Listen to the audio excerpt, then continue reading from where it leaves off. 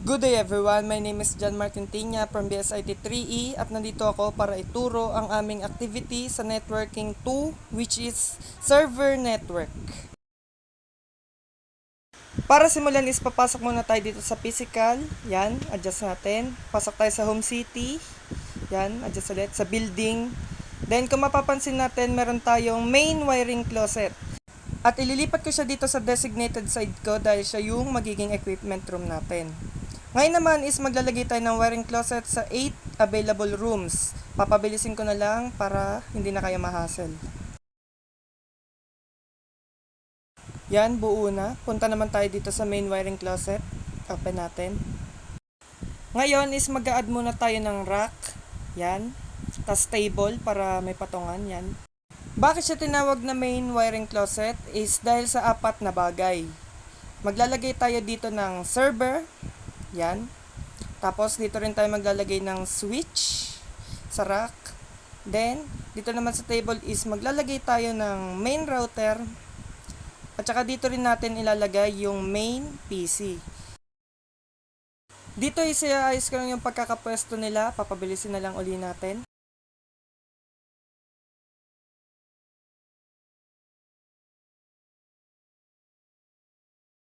Ang next natin gagawin is kakabitan na sila ng cable. Ang gagamitin natin is copper straight through.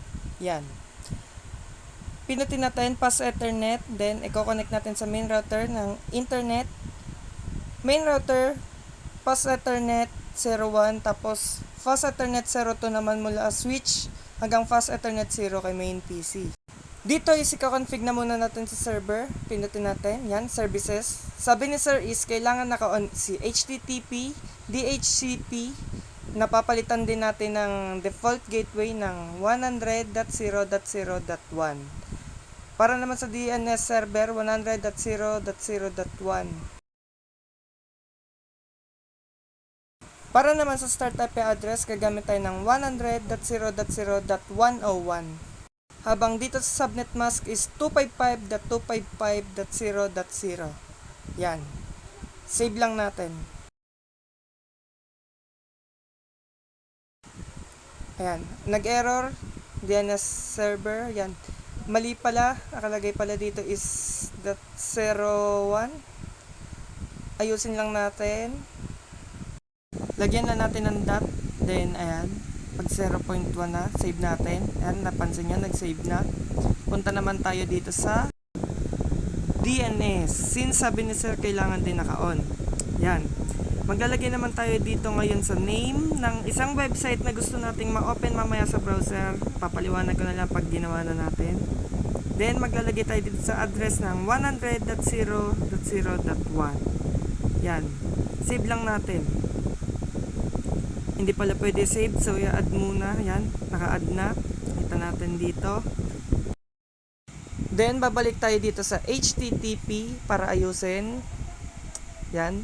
Punta tayo dito sa index edit natin. Kung mapapansin nyo, meron dito source code, pero babaguhin natin yan.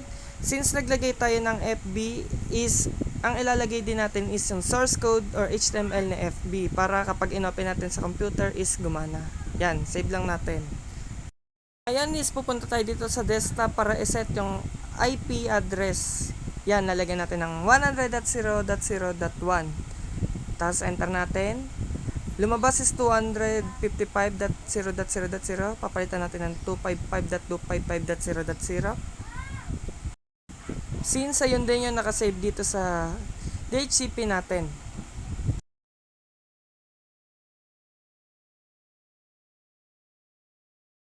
Ngayon is palitan muna natin yung pangalan ni wireless router to main router since yun yung magiging function niya.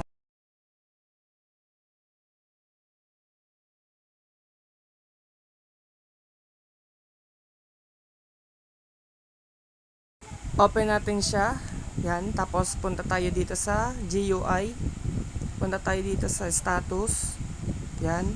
Refresh lang natin. Tapos punta tayo dito sa setup. Kung mapapansin nyo, may IP address na siya, pero papalitan natin yan ng 10.0.0.1. Tapos, yan, save lang natin.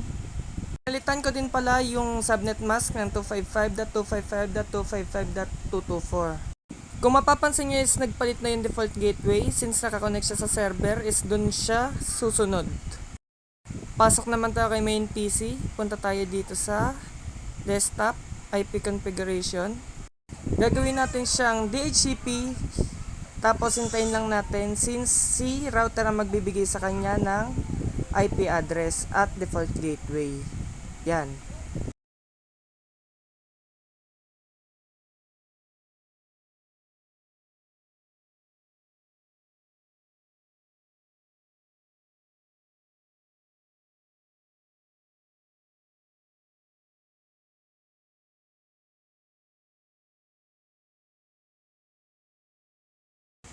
Para ma-check natin kung gumagana yung connection is open muna natin tong web browser sa desktop pa rin.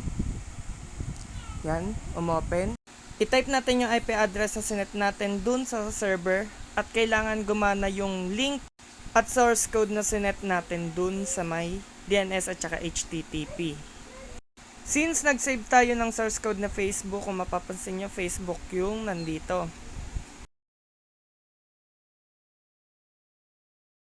Balik muna ulit tayo dito sa physical at labas tayo dito sa pinaka-setup ng building. Ang next natin gagawin is mag-a-add ng router at saka PC sa bawat room. Yung mga router na i-add natin is magsisilbing personal router at personal PC naman yung magiging PC. Maglalagay din tayo ng table since dun ilalagay yung mga PC at saka router. Papabilisin na lang uli natin.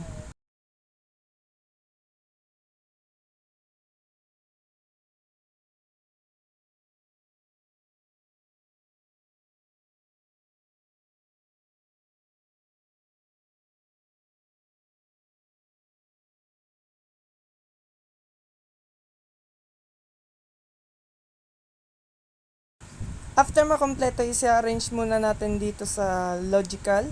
Yan, tas pag naayos na natin is maglalagay na tayo ng internet, i-connect natin sa switch. Yan. Using ano pa rin to, copper straight through. Yan. Internet.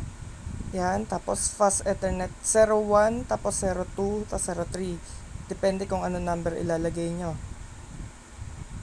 Kay PC naman is gagamit tayo ng fast ethernet, tapos i-connect natin sa personal router niya using gigabit ethernet 1. Yan, fast ethernet, gigabit ethernet 1. Kung bakit 1 is dahil mag-isa lang naman yung PC sa bawat room at may personal router naman siya.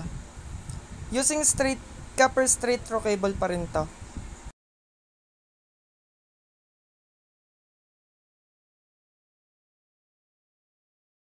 Kung mapapansin nyo is apat na pares pa lang to, pero 8 yung room na nilagay natin, remember? Iyon ay dahil inaayos pa rin naman natin sa logical, kaya lalagyan na muna natin yung the rest na 4.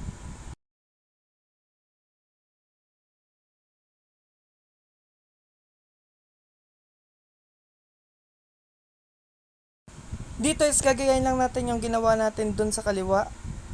Maglalagay ng PC at saka personal router, i-arrange dito sa logical, then i-connect sa switch using copper straight through at saka fast ethernet and gigabit ethernet. Pag nag-green na lahat ng arrow is punta muna tayo dito sa main router, scroll down, yan, tas nakikita nyo tong DHCP reservation, open natin yan, then i-check natin lahat ng mga lumabas dyan is ayan yung personal router sa bawat room. Para magkaroon sila ng connection is kailangan natin i-add client. Dito sa baba is makikita nyo si main router na yung nag-assign ng IP address dun sa mga personal router. Save muna natin.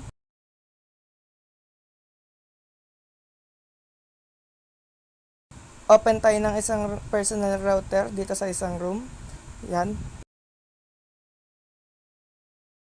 Punta tayo sa GUI tapos dito sa status. Kung mapapansin nyo is meron na siyang IP address, tapos meron na rin siyang server ng subnet mask, default gateway at saka DNS since na-assign na yun dun sa server. Isa-set naman natin si PC sa IP configuration sa desktop. Gawin natin silang DHCP lahat.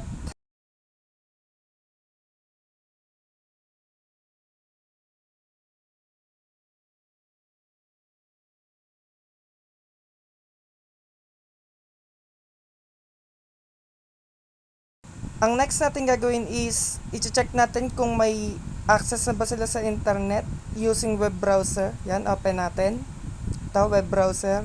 Malalaman natin gumagana na sila if kapag gumana sa URL yung IP address ni server. Yan, type natin 100.0.0.1. Yan, at dapat open ulit yung FB kanina na sinet natin. Yan, yung source code, kung naaalala nyo pa, yun sa pinakauna. Dito is gumana kay PC1. Try natin kay PC2. Para malaman din natin kung may access din ba si PC2. At same sa ibang PC.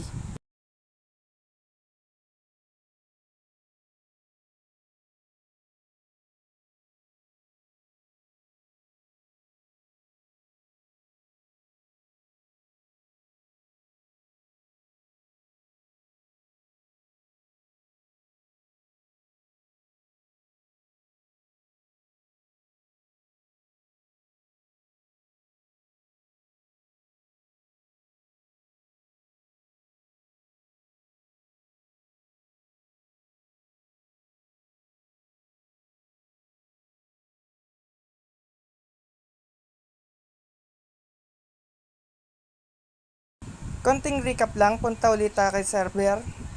Punta tayo dito sa HTTP. Ito yung index.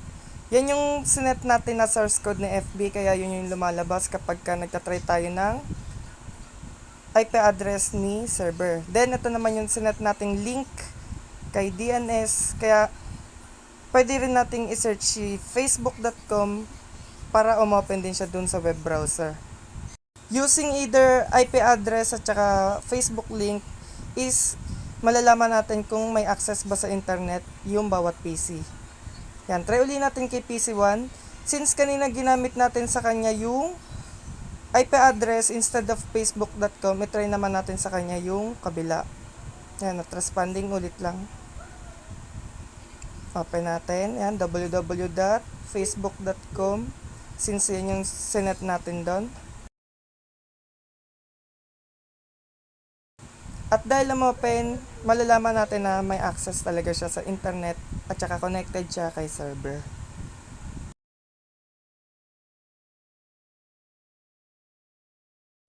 At dahil dyan, dun na natatapos ang ating lesson. Thank you.